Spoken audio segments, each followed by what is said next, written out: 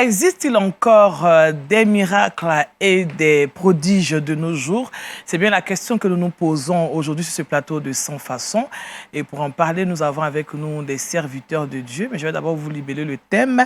Il est donc ainsi présenté: la place des miracles et des prodiges dans les ministères évangéliques. Et nous avons avec nous le pasteur Kwasi Alengré Pascal. Shalom, pasteur. Shalom. Ça fait un moment qu'on ne vous a pas vu avec nous. Ça va. Bienvenue sur ce plateau. Merci beaucoup. Vous êtes de l'église AEC. AEC, Alliance de l'église évangélique de Côte d'Ivoire. Ah, ok. Et vous venez de la communauté de Yopougon. Oui. Située à la base CIE. Basseyeux, d'accord. Bienvenue et puis coucou à l'église donc AEC de Yopougon, Basseyeux. Merci beaucoup. Avec nous, le pasteur Azani Ephraim, il nous vient de l'église apostolique évangélique de Côte d'Ivoire. Shalom. Shalom, bonjour. Ça va bien? Oui, ça va bien. Alors, votre communauté est située où? À Yopougon, comme siège, en tant que premier responsable des églises apostoliques évangéliques. Donc, je ne suis pas fixé sur une église, je fais un peu la supervision. Ok, vous supervisez les églises, oui, d'accord. Ouais. Ok, ça se passe bien, la supervision? Oui, non, très bien, par la grâce de Dieu. Dieu merci. En tout cas, merci à vous d'avoir accepté notre invitation. C'était un honneur pour nous de vous recevoir. Merci, madame. Avec vous, nous recevons l'apôtre Beira Darius. Shalom. Shalom, Daniel. Vous allez bien? Très bien, par la grâce de Dieu. Alors, vous êtes de la mission apostolique Bénédiction. C'est exact. Je suis fondateur de la mission apostolique Bénédiction. Oui. C'est au Togo. D'accord. Voilà, donc je viens à Abidjan en tant qu'apôtre pour l'implantation de la base de la Côte d'Ivoire. Ok, bienvenue. Merci. Que la terre vous soit favorable aussi. Je suis ivoirien d'origine. En plus. Alors, vous revenez sur les pas, donc... Voilà, je reviens sur les pas. D'accord, ok. En tout cas, ça se passe bien déjà au Togo, là-bas? Ben, super bien. Nous avons passé une dizaine d'années à prêcher la bonne nouvelle. L'église se porte bien. D'accord. Ben, comme nous savons tous, la crise de Covid a un peu secoué les choses. Ben, pour ne pas peut-être trop dire, pour le moment, au niveau du Togo, nous ne sommes pas encore à la grande reprise des cultes. D'accord, d'accord. On prie que les choses vraiment se déroulent, reprennent rapidement. C'est notre prière. En tout cas, coucou à toute la communauté chrétienne au Togo qui vit cette situation qui n'est pas du tout facile. Merci aussi à vous d'avoir accepté notre invitation, apôtre Beira Darius. Nous rendons grâce. Amen. Et on termine avec le révérend Bodo Yves Arsène. Il ne faut pas que j'écorche le nom du révérend. Shalom, bien-aimé. Comment ça va? C'est une grâce pour moi, une joie encore de vous revoir. Amen. Je suis, comme vous l'avez dit, révérend Bodo Yves Arsène. Oui. Je suis doyen de la faculté de théologie REMA. Je suis en outre aussi le président du ministère évangélique international des Sentinelles et Sillon. D'accord. Alors REMA, c'est une sigle, donc ça veut dire quoi? REMA, ce n'est pas un sigle, c'est un mot. Ok. Comme le logos. Et le REMA. Ah, d'accord. Voilà, ce n'est pas. Ah, mais je n'ai pas percuté. Oui, parce qu'il y a certes une association, le REMA, qui travaille dans le cadre de la réhabilitation des marginaux. Mais nous sommes une institution de formation théologique. Membre du Conseil des institutions de théologie d'Afrique francophone, le CITAF. Comme par ailleurs mon bien-aimé frère qui est le pasteur Azani. D'accord. En tout cas, merci, chers serviteurs, pour votre présence ici aujourd'hui. Avec vous, nous allons parler d'un thème aussi qui est d'actualité, la place des miracles et prodiges dans les ministères évangéliques. Vraiment, on en voit beaucoup, on en prend plein les yeux, on ne sait plus vers qui se tourner. Est-ce que c'est vrai, est-ce que c'est faux? Je pense que vous êtes là, vous allez nous dire ce qu'il faut comprendre et savoir. Alors déjà, je peux me tourner vers le pasteur Kwasi Alengré pour poser la question suivante. Qu'est-ce qu'un miracle et un prodige? Merci beaucoup de me donner la parole. Oui. Bon, la définition que j'ai pu avoir, le miracle est un acte de la puissance de Dieu qui est contraire aux lois connues de la nature. C'est-à-dire, bon, il y a des situations auxquelles les gens sont habitués et bon, l'intervention de Dieu vient manifester le contraire de ce que la nature connaît. D'accord.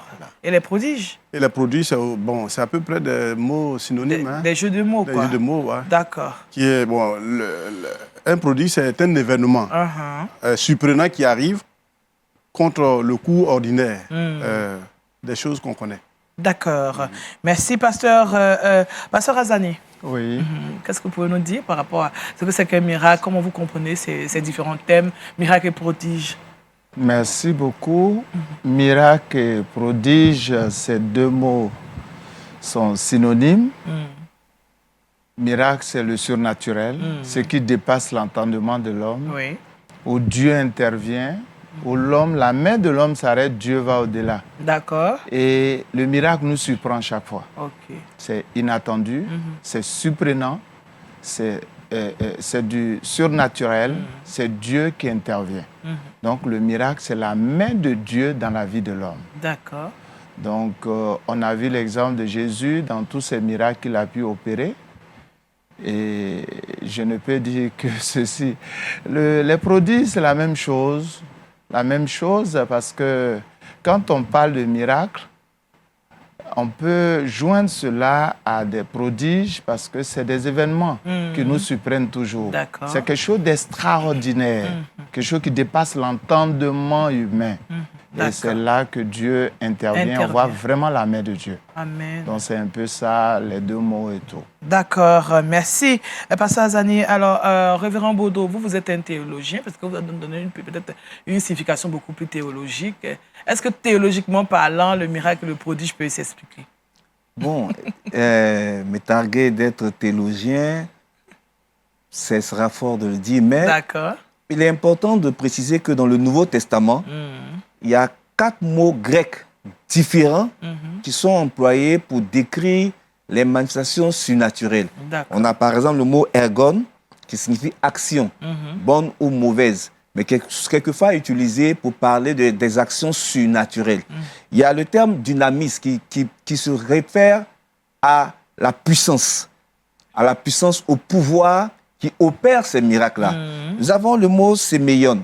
Séméion parle plutôt des miracles liés à l'autorité divine, des miracles qui manifestent cette autorité. Et il y a le mot terrasse. Terrasse qui est traduit en français par prodige. Séméion est traduit en français par signe. Signe. Par signe. Et généralement, dans le Nouveau Testament, c'est 2 mots qu'on utilise ensemble. On n'utilise jamais séméion sans terrasse. Donc, généralement, le mot signe et prodige est rapproché. Mais ici, quand on parle de signe et de prodige, pour ne pas reprendre le terme miracle qui a été déjà bien expliqué, on parle d'une action impressionnante, une action terrifiante. Mais leur différence se situe à quel niveau? Quand on parle de miracle, les miracles mettent en avant la providence divine par rapport à une situation. Mais les prodiges et les signes ont plutôt pour fonction d'authentifier le ministère ou le message d'une personne. Donc, ils sont en rapport avec la validité ou la crédibilité d'une personne. Ils manifestent l'approbation divine.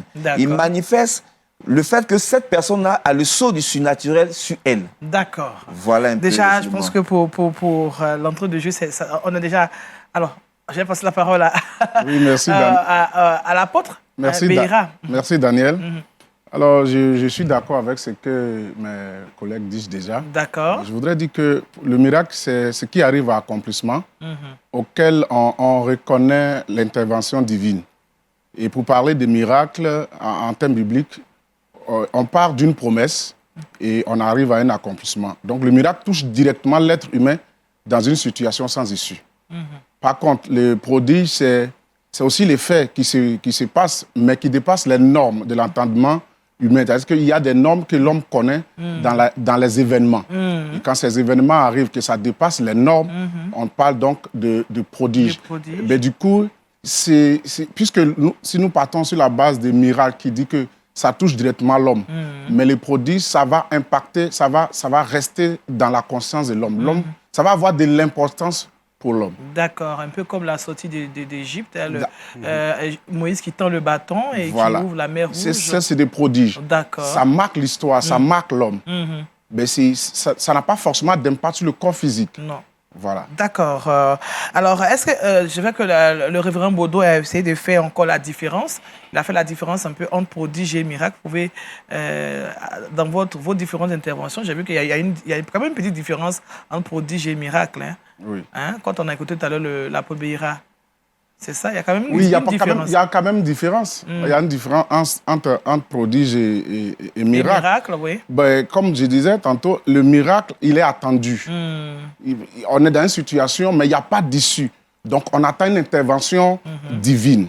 Et ça touche, comme j'ai dit, la personne, ça touche les personnes, ça touche des humains. D'accord, du genre quelqu'un qui est un aveugle qui reçoit la guérison tout de suite. Oui, il est dans un besoin, il était dans une situation sans issue.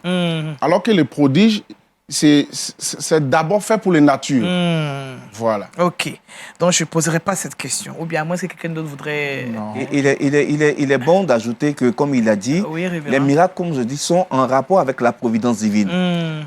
Jésus de Nazareth s'est retrouvé avec un peuple qui avait faim. Il a multiplié les pains pour répondre à un besoin présent. D'accord. Mais en termes de prodige, je veux citer l'exemple de Élie, qui s'est trouvé confronté au prophète de Baal. Il s'agissait là de démontrer la supériorité de Dieu. Donc les prodiges ont plutôt pour fonction de marquer la souveraineté, la supériorité. Donc les prodiges s'inscrivent en termes de signes. D'accord. Les miracles répondent à un besoin. Qu'il soit imminent ou pas, pourvu que ce soit un besoin. Donc tout le monde est d'accord. À moins que le pasteur Alain... Bon, je suis d'accord avec mes collègues, seulement que il faut dire qu'il soit miracle ou prodige, tout vient de Dieu. C'est-à-dire c'est Dieu qui agit. C'est la puissance de Dieu qui est mise en exergue. Voilà, c'est ce que je voudrais dire. Alors, comme on parle beaucoup des ministères évangéliques, ministère évangélique, c'est quoi? Comment on dit encore? C'est quoi même? C'est quoi? Pasteur Azani. Bon, le ministère évangélique, quand j'ai vu le mot, vous avez mis ça au pluriel. Oui, les ministères évangéliques, voilà. Ministère de la gloire, ministère de puissance, ministère de feu. Ouais. Bon, quand Jésus, dans son ministère, n'a pas touché l'aspect du ministère, Paul a eu la révélation dans Éphésiens 4, 11, en ressortant les 5 ministères. D'accord. Paul est allé plus loin dans Romains pour toucher les 9 autres ministères complémentaires. Dans Romains 12, du verset 7 au verset 9. Éphésiens 4, 11, ce sont des ministères. Et aujourd'hui, le ministère, c'est un appel de Dieu que nous devons accomplir dans l'Église du Seigneur. Et c'est un appel divin, ça ne vient pas de l'homme. C'est Dieu qui choisit qui il veut et qui l'appelle au ministère. D'accord. Donc, quand vous avez posé la question en disant qu'on fait le rapprochement, est-ce que le ministère, les miracles aujourd'hui, miracles produits dans le ministère évangélique, ça veut dire quoi? Moi, je vais parler des églises. Par exemple, du bâtiment, en fait. Vous voyez, c'est vrai qu'il y a les 5 ministères, mais vous êtes d'accord avec moi que souvent, vous allez dans un endroit, puis on dit non, vous voyez sur la pancarte, là. L'appellation, voilà, l'appellation. Voilà. Ministère des œufs, de la foi et de feu, par exemple. Ça, c'est moi qui le dis, c'est pas vrai que ça existe. Oui, au fait, c'est la dénomination. Voilà, la dénomination. Voilà, on met l'accent sur les dénominations plus. Voilà. Ouais, d'accord. Vous voyez que cela diffère par rapport comment on appelle ça, à la vision de chaque église. D'accord. Il y a la vision des églises prophétiques qui mettent l'accent sur les miracles et les prodiges. Il y a des ministères pastoraux qui mettent l'accent sur l'enseignement, l'encadrement. Il y a le ministère doctoral qui met l'accent sur l'enseignement, le ministère apostolique qui met l'accent sur les fondements, le baptisement et tout, et le ministère évangélique. Mais de tous ces 5 ministères, les ministères complémentaires, dans chaque ministère, il y a forcément des miracles qui peuvent se produire. D'accord. Parce que où Dieu y est, il y a toujours des miracles. Des miracles. Amen. Merci, Pasteur Azani. Alors, Pasteur Kwasi Alengré. Oui, je suis pleinement d'accord avec le pasteur Azani. Et souvent, ça dépend du fondateur du ministère. La vision que Dieu lui a communiquée. Et l'objectif qui s'est donné. Voilà. D'accord. Vous êtes d'accord, pasteur Je suis d'accord, mais je voudrais apporter quelque chose que je veux soutenir. D'abord, je crois que il faut d'abord connaître, il faut être partisan entier de l'Évangile. L'Évangile, c'est la bonne nouvelle. Si nous sommes là en train de discuter, c'est parce que dans les faits, dans le déroulement, il y a souci. Oui. Il y a plus ou moins souci. Alors, il faut être d'abord partisan de l'Évangile, de la bonne nouvelle, comme je disais tantôt, mais avoir une charge particulière. Quand j'ai reçu l'Évangile, Dieu ajoute à ma réception, à ma vie de foi, une charge. Et c'est cette charge-là, n'est-ce pas, qui va me conduire. Donc, quand je suis croyant ou bien croyante, je réponds à un appel de Dieu pour l'Église et la mission. Parce que je veux faire la différence entre l'Église et la mission. Oui. Voilà. D'accord. Merci. Apôtre Béra, Révérend Bodo. Je pense que mes prédécesseurs ont apporté des éclaircies, mais pour permettre au peuple de Dieu de pouvoir se retrouver, il est important de préciser une chose. L'Église de Dieu a une seule vision. Amen.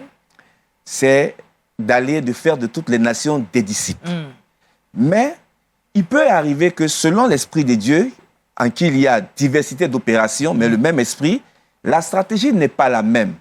Certaines personnes vont mettre l'accent sur les prières de délivrance, sur l'enseignement de la parole, sur les œuvres sociales.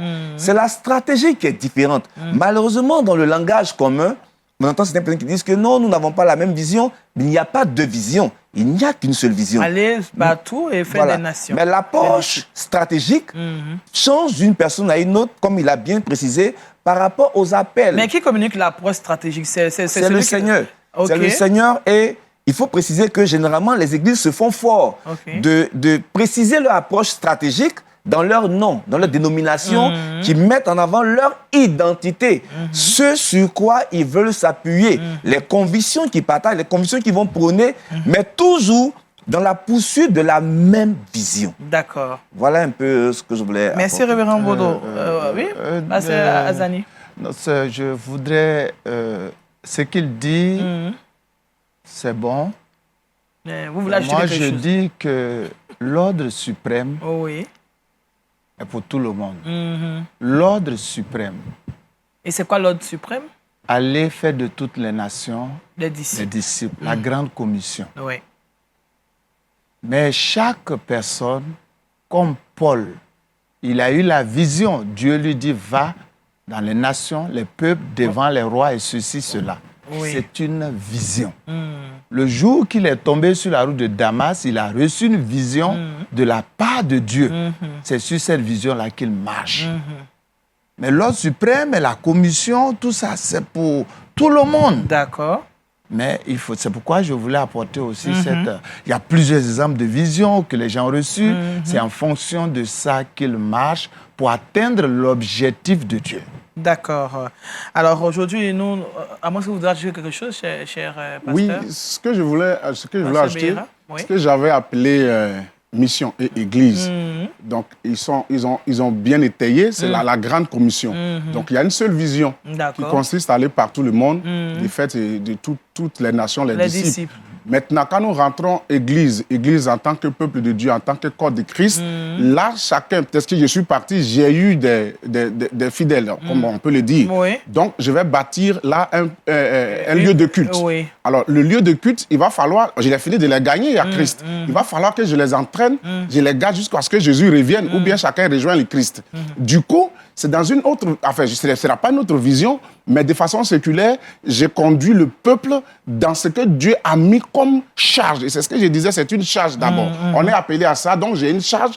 Et du coup, je dois transmettre la charge pour que chaque fidèle dans l'Église soit nourri jusqu'au retour de Christ, ou bien jusqu'à ce que lui aussi aille rejoindre Christ. D'accord. Et c'est ce que nous avons peut-être, qui va faire la différence, que nous appelons les différents ministères. Sinon, le fondement, c'est de gagner. Et quand on a gagné, on entretient. entretient. Et on entretient dans un objectif. Pour en faire des disciples. Pour en faire des disciples. Et puis avec ce don, parce qu'il y en a qui aiment les enseignements, il y en a qui sont appelés à faire des séances de délivrance, il y en a qui parlent beaucoup plus de miracles, il y en a qui sont contre et qui contestent les miracles, il y en a qui contestent, qui disent que si tu es appelé, tu es puissant, tu ne viens pas bavarder. Donc il y a tout ça, chacun, n'est-ce pas, dans un domaine de définition. C'est juste qu'il faut qu'on réorganise toutes choses. Apôtre Béira rentre dans mon esprit ce jour parce que justement notre thème est la place des miracles et prodiges dans ces ministères, dans cette pratique, je veux dire dans ces différentes charges qui sont accordées à chacun, à l'un et à l'autre.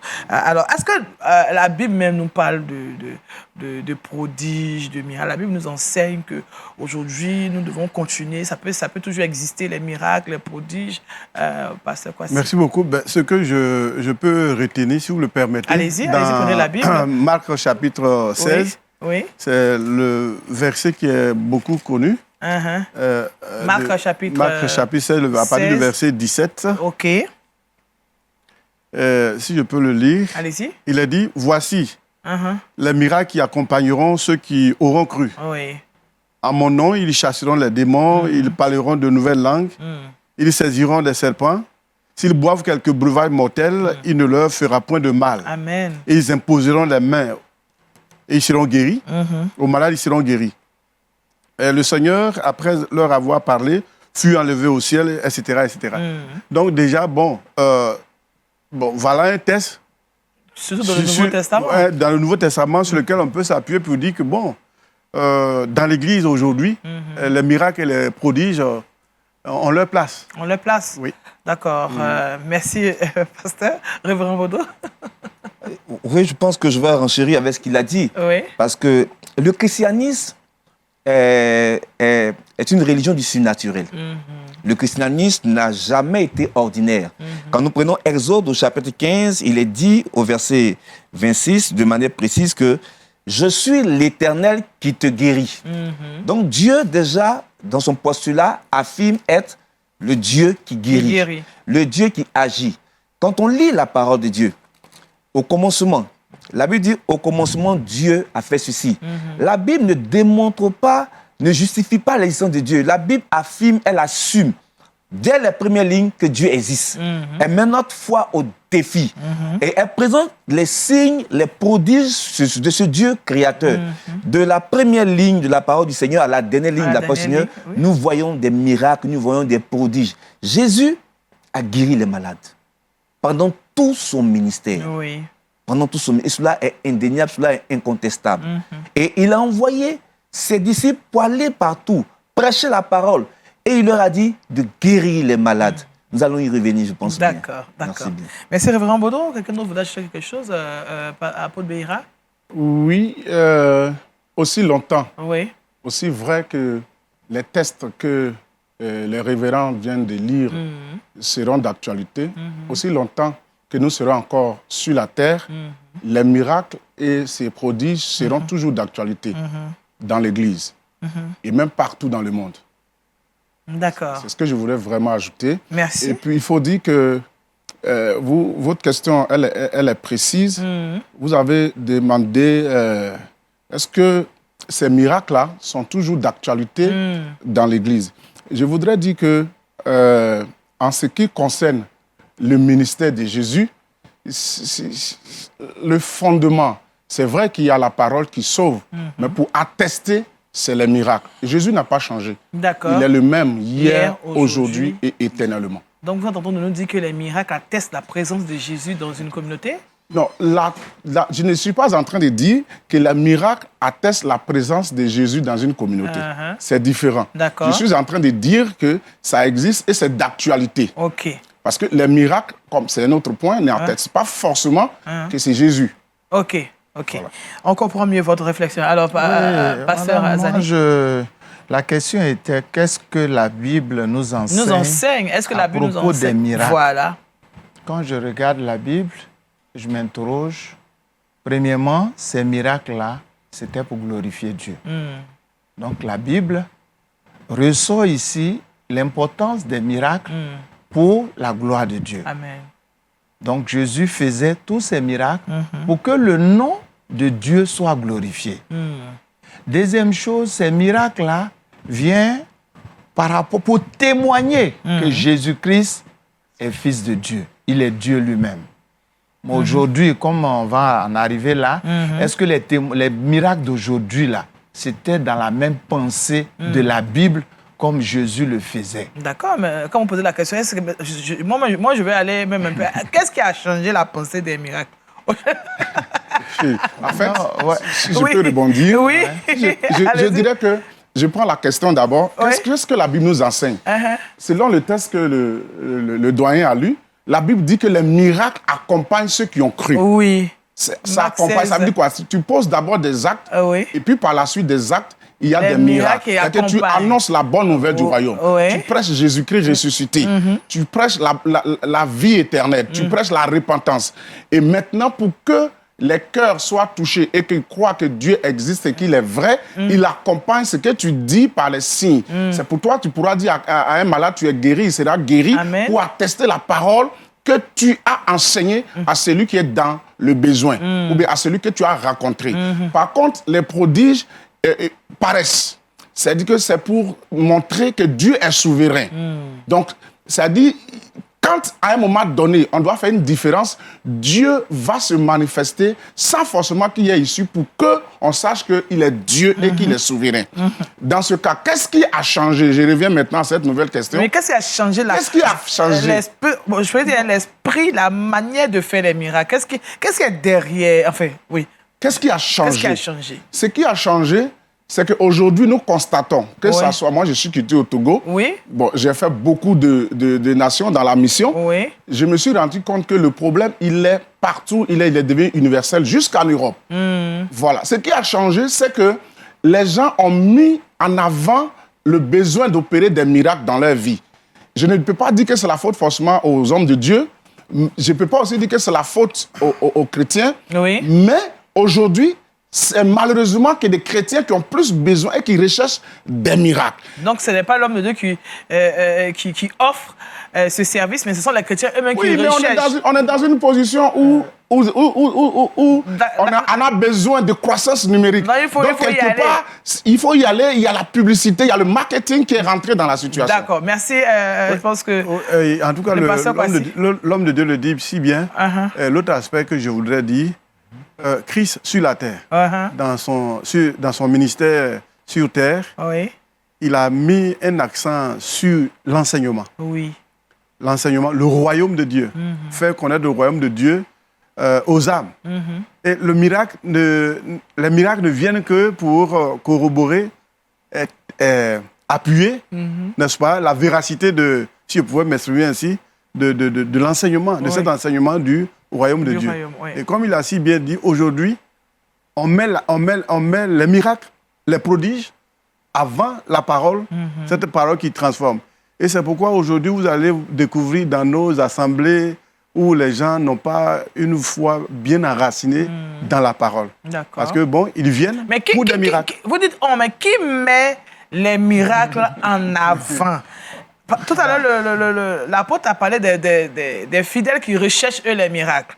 Vous nous dites qu'on met. Bon, qui met? Moi, madame, je voulais dire qu'il y a, à un moment donné, aujourd'hui, avec l'évolution au XXIe siècle, il y a un problème d'intérêt. Et je pense que c'est nous, les hommes de Dieu, nous sommes en train de duire le peuple en erreur. Je vous ai dit tout à l'heure, la plupart de ces miracles, Dieu, Jésus-Christ n'est pas présenté, n'est pas glorifié. Par moments, c'est l'homme qui est glorifié. Or que Dieu ne partage pas sa gloire avec un homme. On est utilisé, rendons gloire à Dieu. Amen. Mais généralement, c'est l'homme de Dieu qui est vendu. C'est l'homme de Dieu qui est vu. Venez, je fais des miracles. Mon église fait des miracles. Il y a des miracles ici. Ce n'est pas ce que Jésus nous a enseigné. D'accord. Et ce n'est pas la procédure. Quand Jésus le faisait, il rendait gloire au Père. Amen. C'est pourquoi je vous parlais tout à l'heure des témoignages. Le miracle du témoignage, c'était pour que le Seigneur soit glorifié. Amen. Mais aujourd'hui, le Seigneur n'est pas glorifié. Ce sont les hommes qui sont glorifiés. Ce sont les hommes qui sont glorifiés. Mais qui fait ça? Non. À qui la faute? Bon, puisque vous posez le problème en termes de à qui la faute... Il faut qu'on situe les responsabilités. Les responsabilités ils ont commencé à le faire déjà. Ouais. Mais il y a un ensemble de facteurs qui sont en ligne de compte. Les Occidentaux qui nous sont venus avec le message de l'Évangile n'ont pas apporté le surnaturel en Afrique. En Afrique, on connaissait le surnaturel. Ouais. Ils ont apporté le message de Jésus-Christ de Nazareth. C'est ça la différence. Donc, notre arrière-plan, l'arrière-plan de l'Africain, a toujours une attirance vers ce qui est surnaturel. Donc, dans l'implantation des églises, dans les missions qui ont commencé à s'implanter dans notre culture, dans nos régions, ont été confrontés à ce besoin du surnaturel. Mais l'Évangile apporte le surnaturel, mais le surnaturel qui vient de Jésus-Christ de Nazareth. Donc, l'un mis dans l'autre, l'accent a commencé à être mis plus sur les miracles parce que l'auditoire était plus attiré par ce qui était frappant, par ce qui était spécial. Vous ne viendrez pas dire à une personne, Jésus-Christ est avec toi. Il te dit, oui, c'est vrai, mais comment? Vous direz, non, Jésus-Christ, il est puissant. Oui, je sais qu'il est puissant, mais comment? Donc, comme vous allez aller dans un village, la personne veut vivre l'épreuve, c'est dans les strates de la personnalité africaine. Et cette personnalité africaine a commencé à déteindre sur la proclamation de l'Évangile, qui a commencé à se déséquilibrer, à se tirer sur l'accent sur les miracles et non plus sur le message. Les miracles ne permettent pas... Justement, quand je vous écoute, est-ce que ce n'est pas le propre des églises dites évangéliques? Parce que quand on prend certaines grandes communautés, telles que le méthodisme, le catholicisme, on ne voit pas trop ce genre de choses. Même si de temps en temps ça apparaît, mais je veux dire que c'est plutôt le boom évangélique qui a peut-être mis cela en avant. Est-ce que c'est pas ça? Attention. Il faut dire que dans chaque culture, si vous me permettez, dans chaque culture, il y a ce défi. En Europe, ils ont l'effet contraire. En Europe, ils ont le défi du rationalisme. Ce que la science dit, ce que la science démontre, c'est ça qui est véritable. Ils ont ce problème-là. Mais en Afrique, ce n'est pas la même chose. En Afrique, nous, c'est le défi plutôt du syncrétisme. La controverse, moi, je pense, ce n'est pas le miracle en tant que tel. La vraie controverse, c'est lorsque nous mélangeons les religions traditionnelles avec l'évangile de Jésus-Christ. Donc, je ne pense pas que les miracles posent problème en tant que tel. Mais c'est ce syncrétisme qui a commencé à se mêler, ce type vrai, qui subtilement a commencé à se mélanger. Cette sorcellerie que j'appelle charismatique. Mais qui est une sorcellerie charismatique, où on parle de, excusez-moi du terme, si on me permet, de voyance. On nous permet de sortir de son corps, de faire ceci, de mise, de mystère, de voyage astral. C'est cette sorcellerie-là qui veut se faire passer, qui veut se vêtir des vêtements de l'évangile, c'est elle qui pose problème. Sinon, le miracle, il est biblique. D'accord, merci. Le pasteur, Kwasi voudrait... Moi, il n'y a rien à dire. Non, alors... Moi, je voulais juste ajouter quelque chose. Ok, allez-y, rapidement. Je viens à vous tout à l'heure. À ce qu'il l'a très bien dit. En fait, les églises organisées, on ne voit pas ça beaucoup, parce que vous avez sorti cet élément tout à l'heure. Les églises organisées, on ne voit pas ça beaucoup. Pourquoi? Parce que eux, ils sont de l'ancienne époque. Et ils ont déjà établi, tu vois, une mentalité, une façon de fonctionner avec beaucoup plus les enseignements. Aujourd'hui, le besoin social a pris plus le dessus. Avant, on ne s'inquiétait pas beaucoup plus pour son social. Aujourd'hui, on s'inquiète beaucoup plus pour son social. Mais c'est du fait aussi que ceux qui sont dans le ministère, parce que c'est dans les ministères qu'on a remarqué, ils viennent d'arriver. Donc, il y a une concurrence qu'on peut estimer peut-être déloyale. Et qu'on estime qu'on est dans le sens du réveil. Donc, ceux qu'on a trouvés sur place, qui sont déjà très bien implantés, on les traite d'églises mortes. Et en même temps, qui dorment. Donc, il faut faire sortir la puissance. Le feu. Et puis, il faut désorganiser un peu pour attirer l'attention de ceux-mêmes qui sont dans ces églises déjà organisées. Ce qui fait qu'aujourd'hui, c'est un déménagement. Ah oui, ça se fait tout le temps. C'est un déménagement. Ce n'est pas qu'on gagne de nouvelles personnes. C'est un déménagement. C'est un déménagement. C'est un transfert. C'est un transfert. On quitte là, on voit l'autre. L'autre est plus puissant, il est plus voyant, il est plus prophète. Il voit clair. Il voit clair. Donc, ceux qui sont arrivés nouvellement dans le ministère voudront une place. De choix. Une place, voilà. Une puissante place. Voilà. Il faut faire du bruit au maximum et en même temps comme le besoin est réel, et l'homme de Dieu disait tout à l'heure, l'Afrique, c'est vrai qu'il y a l'Afrique. Mais il n'y a pas que l'Afrique, parce qu'on voit dans d'autres continents, c'est les mêmes façons de faire. Et que je crois que c'est dû au fait que la situation sociale mondiale est devenue autre chose et que les nouveaux qui arrivent dans le ministère, que nous avons appelé les ministères indépendants, veulent se faire de la place. Donc, il faut faire beaucoup plus de publicité. Mais qu'est-ce qui va capter les gens? C'est les miracles. D'accord. Du coup, on n'a pas besoin forcément d'avoir l'évangile. Puisque j'ai dit au préalable, il faut d'abord partisan de l'évangile. Moi, j'ai assisté à des programmes où quelqu'un que je connais dans mon quartier, qui est fumeur, qui est buveur, qui est païen, qu'on a invité à ce programme, à qui l'homme de Dieu a dit, je te vois, tu es prophète, on lui a imposé les mains, il est tombé. Quand il est sorti, il est allé faire 21 jours de jeûne, il fait une affiche, il est prophète. Il n'est pas partisan de l'évangile, mais il est prophète. Il y a un problème. D'accord, merci. Ça répondait à une des questions ici, ce qu'on dit là. Oui. Il faut dire qu'il y a un problème de formation.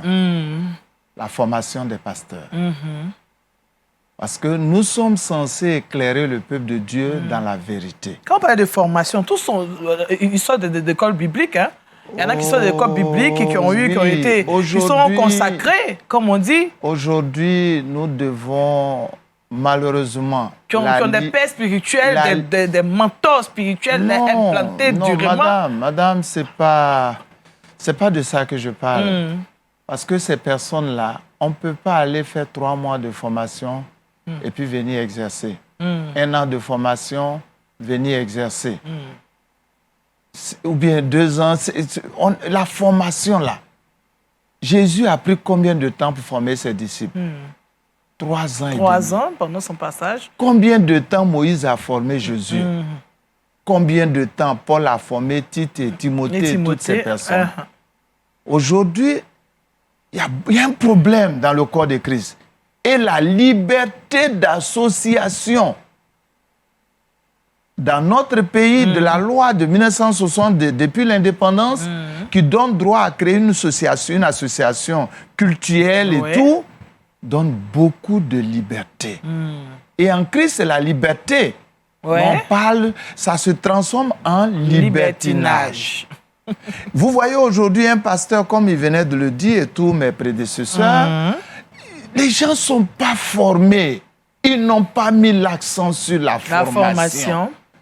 Dieu m'utilise, j'ai un don à moi, je donne une révélation aujourd'hui, je suis devenu prophète. D'accord.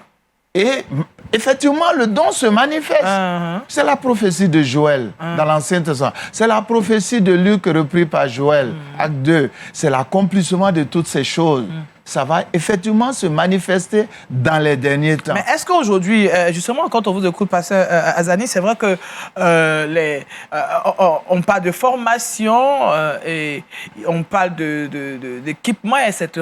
Mais c'est les mêmes personnes qui ont été formées pendant des années, qui elles-mêmes viennent faire des écoles mobiles de 6 mois, de tel, pour que les choses partent rapidement. Mais, madame, soyons clairs, il y a problème d'argent. L'Église aujourd'hui, faisons attention qu'on ne le cache pas. Le commerce est en train de rentrer dans l'Église. Qu'est-ce que Jésus a dit? Il a dit de renverser ces pierres-là et autres, des tables. Mais que ma maison ne devienne pas une caverne de voleurs, mais de prière. Aujourd'hui, voici une bouteille d'huile qu'on vend en combien? Voici l'eau qu'on vend en combien? C'est pour les actions prophétiques. Et toutes ces vérités, on ne peut pas le dire. Pourquoi ne pas le dire? Pourquoi ne pas aider ces personnes? Tu vois, voilà, vous voyez, la plupart de ces personnes ne sont pas dans une fédération. Ils ne sont pas encadrés. Ils ne sont pas suivis. Ils sont libres. Là, c'est un autre débat. Oh non, mais... Je pense que c'est pour une autre émission. Alors, moi, je veux comprendre. Justement, vous avez touché le point. Est-ce que c'est par rapport à la pauvreté qui grandit un peu partout dans le monde? C'est un peu pour pallier un tant soit peu les difficultés qu'on vit, que les hommes de Dieu, ça donne à cette pratique miraculeuse, je pourrais dire. Non, c'est vrai que nous sommes dans une véritable socialisation de l'Évangile. C'est pour dire quoi? On essaie de prêcher un message qui s'adapte à l'homme, au lieu d'amener l'homme à se soumettre à l'Évangile. Donc, c'est comme si quelqu'un pouvait dire, je vis dans le péché, mais Dieu bénis-moi quand même. Et on va on va taguer des messages sur les réseaux sociaux pour dire celui qui répond 10 fois Amen, il est béni à vie. Ouais. On ne se soucie pas même est-ce que la personne, son rapport avec Christ, il est parfait.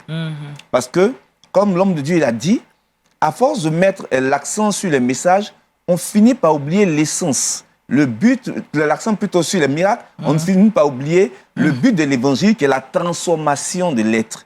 Donc, comme l'individu n'est pas transformé et qu'il est seulement centré sur ses besoins, on vient dans un cas de figure où la personne vient à Jésus pour se servir de Jésus, mais ne vient pas pour servir le Seigneur.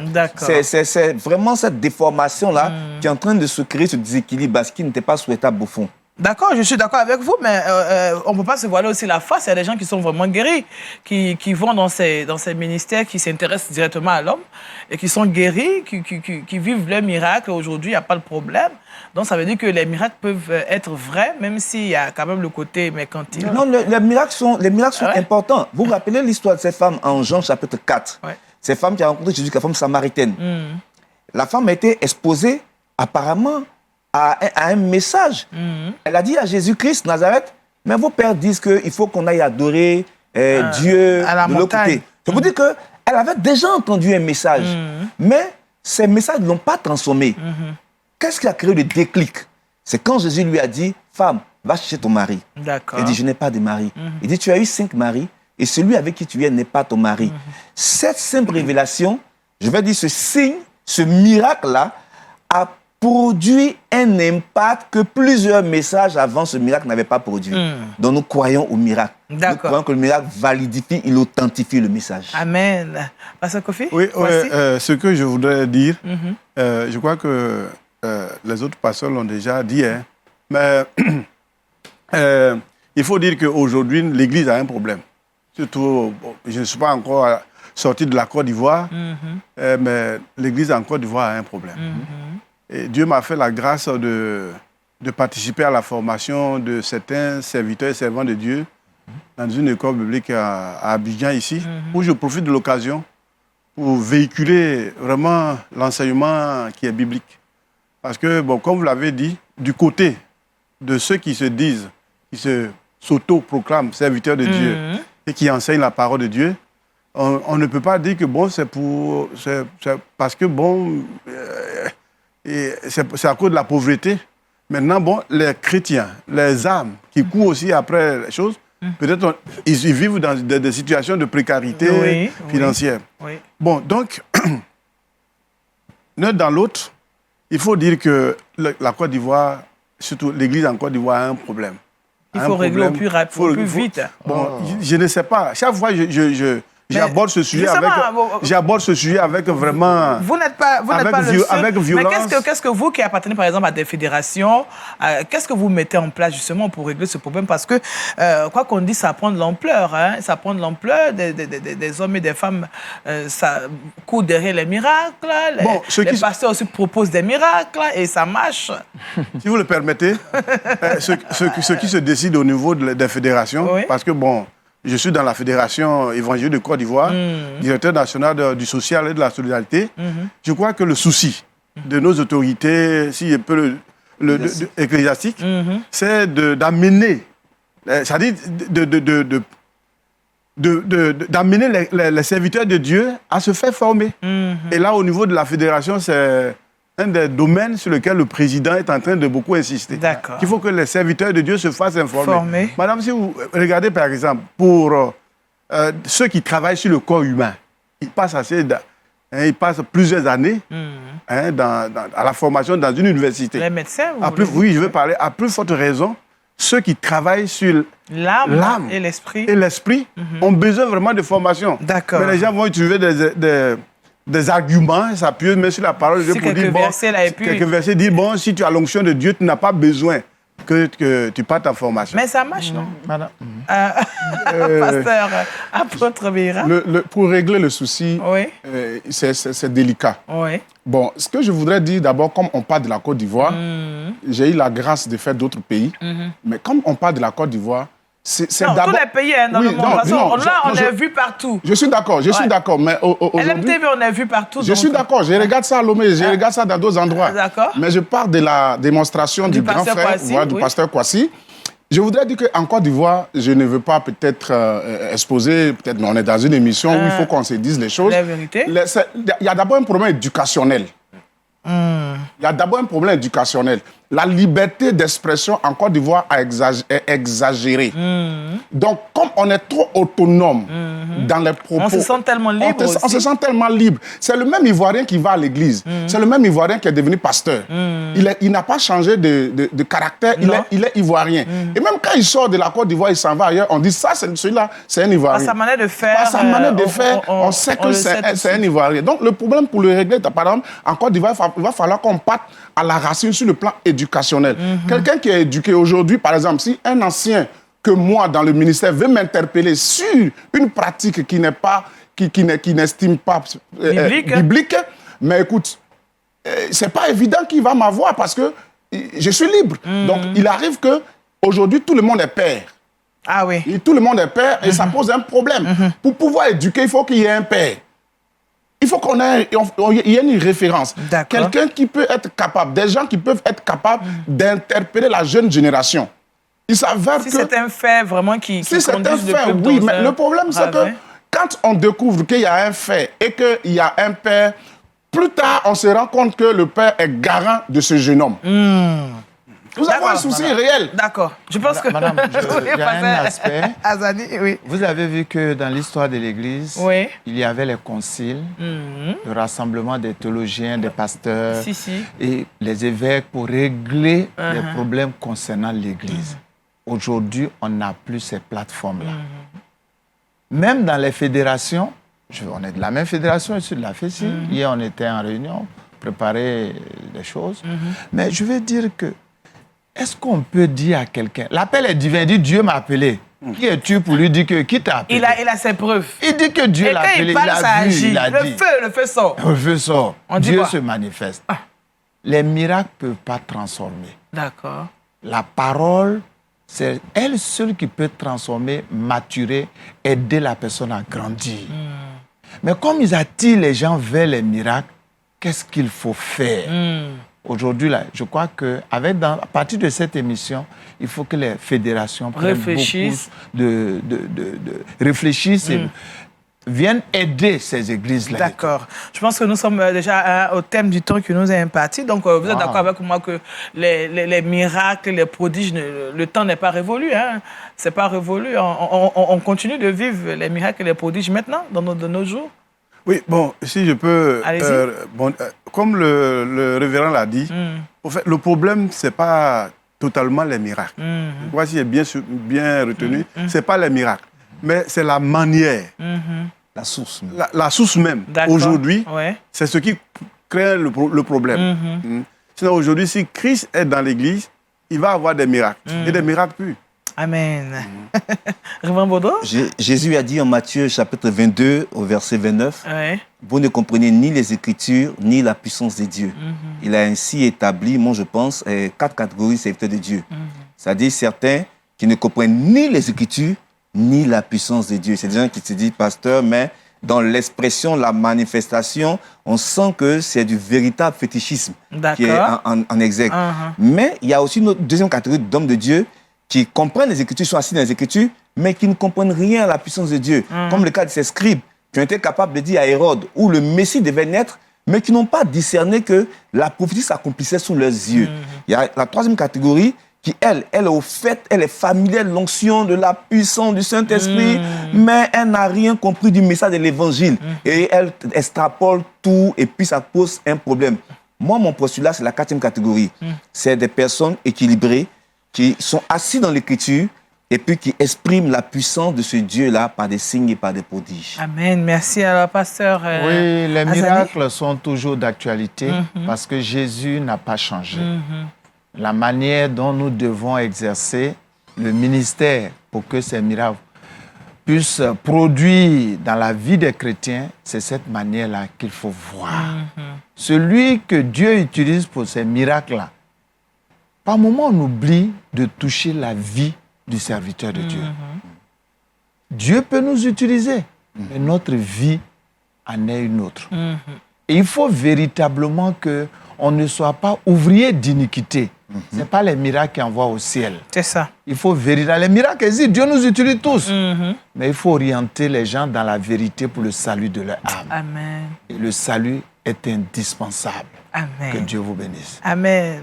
Pasteur Kwasi, je pense que vous avez dit quelque chose. Hein? Oui, je voudrais dire que les serviteurs et servants de Dieu aujourd'hui doivent être caractérisés par l'humilité qui caractérisait le Seigneur lui-même. C'est le Seigneur qui est notre modèle. Et en entame de cette émission, il y a un de mes collègues qui disait que les miracles et les prodiges sont manifestes pour rendre gloire à Dieu. Pour démontrer l'autorité et la puissance de Dieu. Donc si Dieu se manifeste, l'homme de Dieu doit être humble et donner gloire à Dieu, amener les hommes, les femmes à suivre Dieu que de les suivre.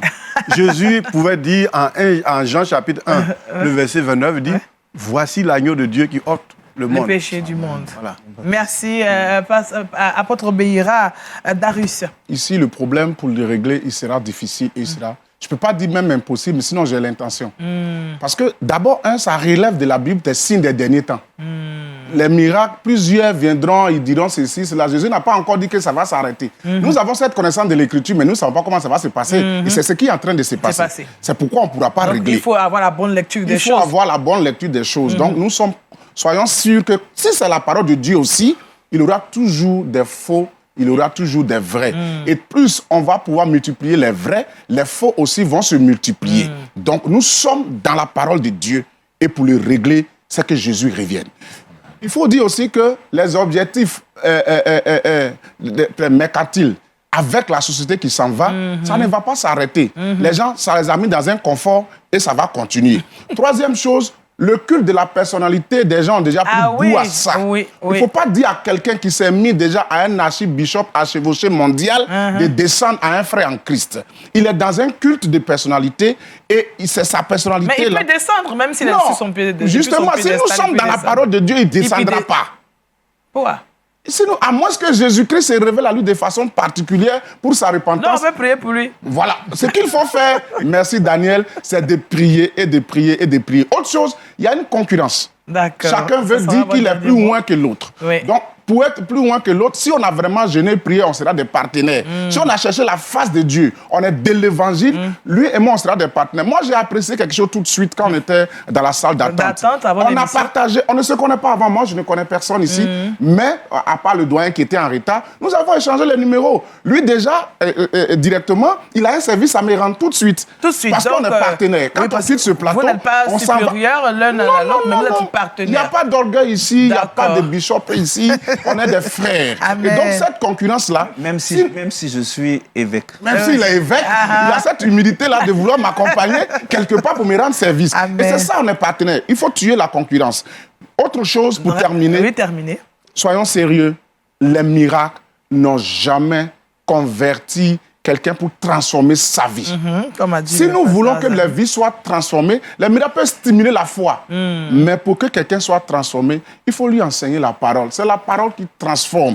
Et donc, pour conclure, aujourd'hui, est-ce que les miracles qui s'opèrent dans les églises, c'est original ou bien c'est pas original? Ça, j'en sais pas. Mais ce que je sais, c'est que ces miracles, si on parle d'impact de vie chrétienne, ces miracles-là n'ont pas absolument d'impact sur la vie chrétienne. Ça a l'impact sur la personne. Mais en ce qui concerne sa vie chrétienne, c'est-à-dire qu'il consiste à craindre Dieu, à se préparer pour le retour de Jésus-Christ de Nazareth, à se sanctifier, ce n'est pas vrai. Pourquoi? Parce que même les promoteurs de miracles ont une sale vie. D'accord, merci. À vous, apôtre Béira Darius, merci au révérend Bodo Yves Arsène, et puis au pasteur Kwasi Alenbré Pascal, et puis on n'oublie pas le pasteur Azani Ephraim pour vos différentes interventions. Le thème était le suivant: la place des miracles et prodiges dans les ministères évangéliques. Je pense que vous avez pu noter beaucoup de choses qui ont été dites sur ce plateau. Nous, on espère que Dieu vous protège de tout ce qui est faux. Cherchons plutôt la vérité en Christ, car c'est de là que viendra notre salut. Soyez bénis. Au revoir.